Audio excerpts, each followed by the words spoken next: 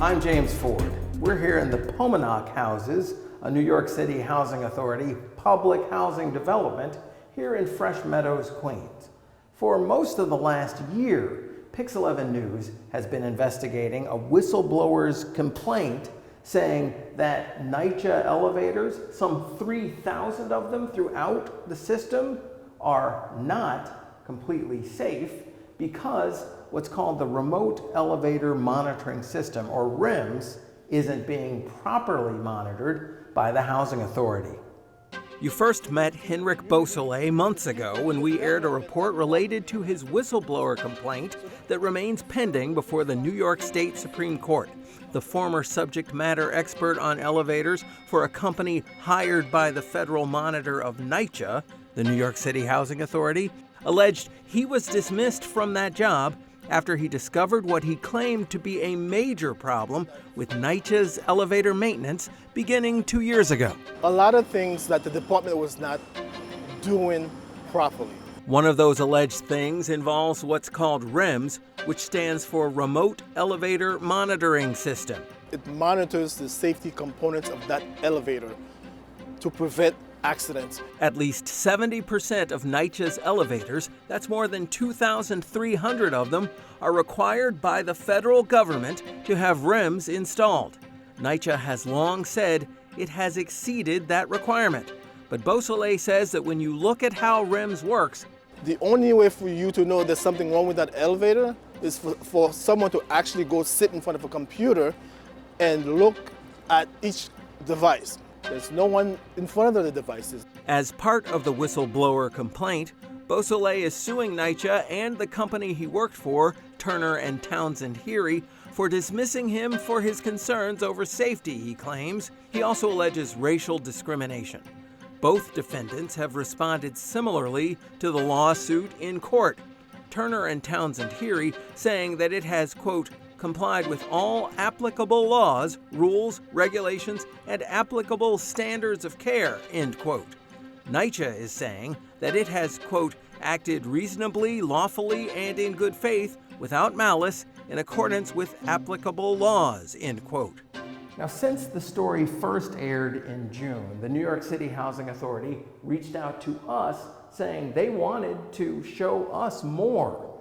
This is the REMS system, right? And as I said, we appreciate you coming out to take a look at it. This console right here is actually the REMS system. So it inspects all of this, it monitors the switches in the elevator. It produces 43 distinct faults. And what that does is, the R is for remote, and it sends us that signal back. The housing agency says its aim is to make its operations and maintenance practices open to us.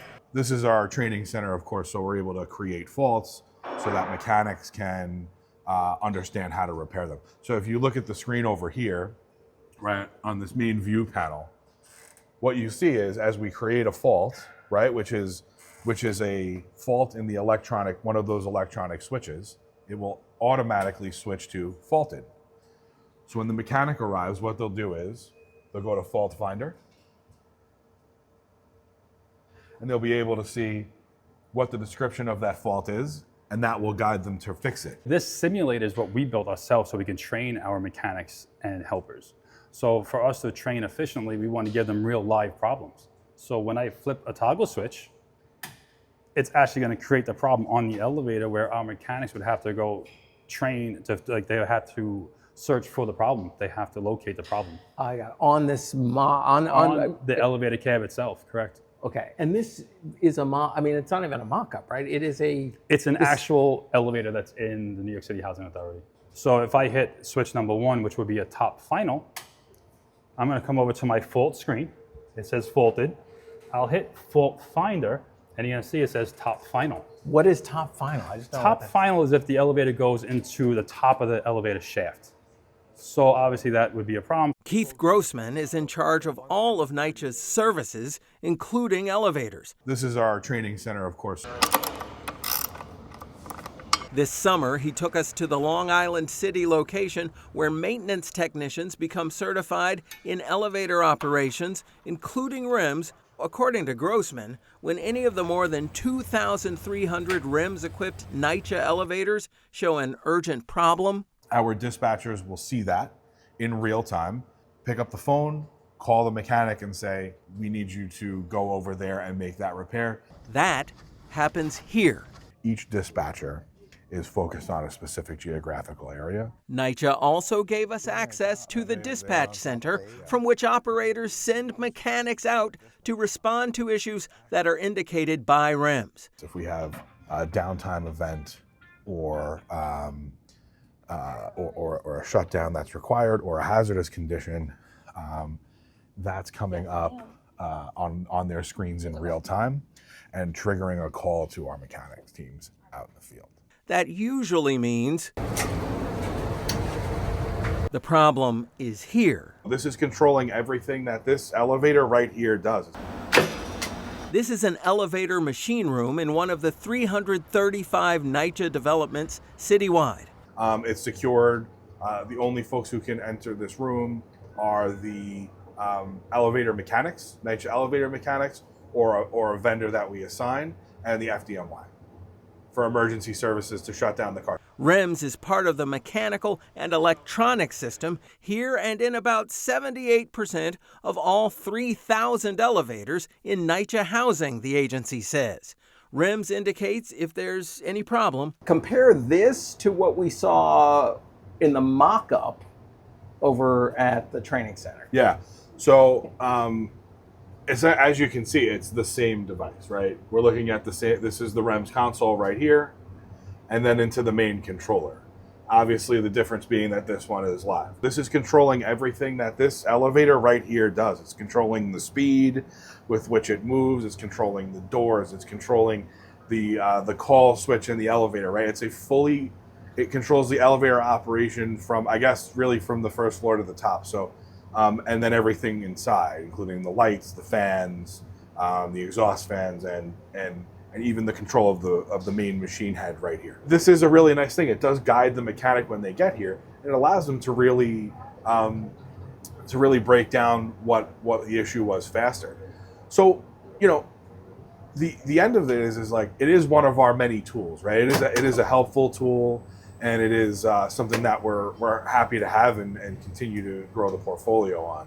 And in addition to mechanics making repairs in machine rooms when REMS signals an issue, Grossman says, every 30 days they have to complete a very, very, very long preventative maintenance checklist, which includes all of the things that the REMS is monitoring. Now, after spending a day with NYCHA elevator trainees, inspectors, and supervisors, we went to the person who first came to us with the complaint about the elevators, Henrik Beausoleil. Coming up, we'll hear his response to NYCHA's in-depth tour of their elevator facilities.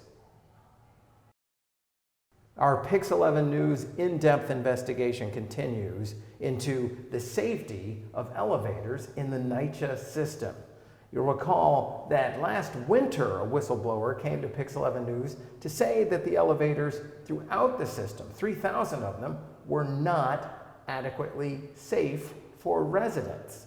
We did a full report on that, and NYCHA responded by giving a tour of its training facilities and an in-depth interview with management. And now we hear from the person who came to us in the first place. Henrik Beausoleil says that everything that NYCHA has been trying to show is not the full story. I'm very familiar with the training. We went back to Henrik Beausoleil after our REMS-related NYCHA tours. In my opinion, it's smoke. He says there's one question to ask to determine how well the system is working. What are the tenants saying? One time in the weeks, yes. Once a week? Yes. The elevators were operating, but with issues. When we met Mr. Beausoleil at Strauss Houses, a NYCHA development in Kips Bay, Manhattan, in August of this year. I'm trying to go to 20.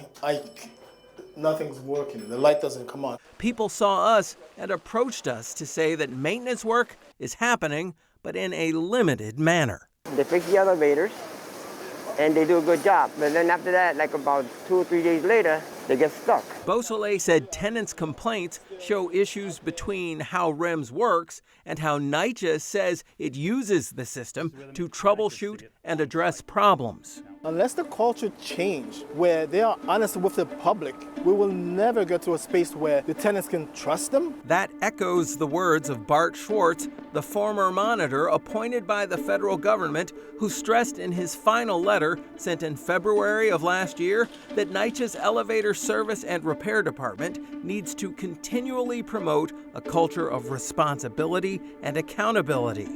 NYCHA is required to be transparent about elevator operations with the federal monitor, and the new monitor's latest report from September of this year found that in 13 different areas of elevator maintenance and operations where NYCHA must meet the requirements of its monitoring agreement, NYCHA was in compliance or on track to comply with only 3 of them. Beausoleil also shared with us an email from September 2024 in which Keith Grossman, the head of all of NYCHA's services, whom you met earlier, said that NYCHA is, quote, not at the point where an authority-wide protocol has been fully developed, end quote, for REMS. When asked about this lack of protocol, NYCHA issued a statement that read in part, quote, we have since finalized the REMS response protocol and rolled it out citywide to capture all devices using REMS, end quote. It is one of our many tools, right? And in a separate statement, NYCHA said that everything it showed us at the various locations it operates illustrates that, quote, NYCHA dispatchers are monitoring and receiving REMS alerts in real time.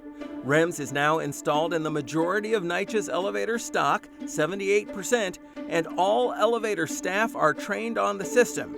REMS has contributed greatly to NYCHA's elevator progress, which is best evidenced in the steady reduction of no-service conditions, end quote.